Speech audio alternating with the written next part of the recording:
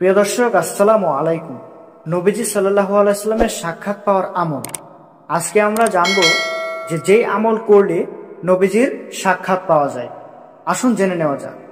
প্রিয় দর্শক, দেখুন, নবীজি সাল্লাল্লাহু আলাইহি সাল্লামের সাক্ষাৎ চায় না এমন মুসলমান খুঁজে পাওয়া যাবে না। নবীজি সাল্লাল্লাহু আলাইহি সাল্লামের সাক্ষাৎ পাওয়ার অনেক আমল আছে, তবে ছোট ছোট সহজ একটি আমল আছে নবীজিকে দেখার।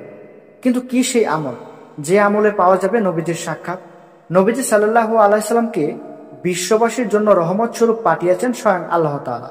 তিনি তাকে কেন্দ্র করেই সমগ্র পৃথিবীর সৃষ্টি করেছেন।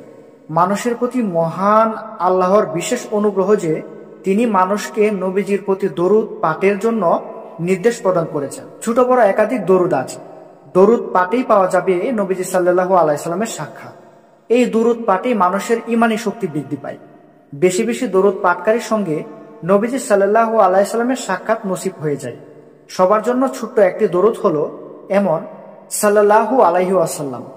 দরুদ শরীফের মধ্যে সর্বোত্তম দরুদ হলো দরুদে ইব্রাহিম, যেটি মুসলিম উম্মাহের নামাজের তাশাহুদে পড়ে। কিন্তু নবীজির জিয়ারতে ধন্য হতে উল্লেখিত ছোট দরুদটি কার্যকারী, যা পরেই নবীজি সাল্লাল্লাহু আলাইহি সাল্লাম জিয়ারত বা দিদার লাভের চেষ্টা সাধনায় আত্মনিয়োগ করা যায়।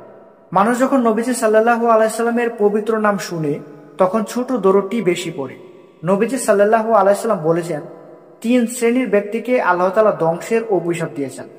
তাদের মধ্যে এক শ্রেণী হলো যারা নবীজির পবিত্র নাম শুনলো কিন্তু তার প্রতি দরুদ পাঠ করলো না। নবীজির প্রতি সম্মান দেখানোর নির্দেশ। নবীজি সাল্লাল্লাহু আলাইহি সাল্লামের প্রতি সালাত ও সালাম প্রদানের নির্দেশ দিয়েছেন স্বয়ং আল্লাহ তাআলা।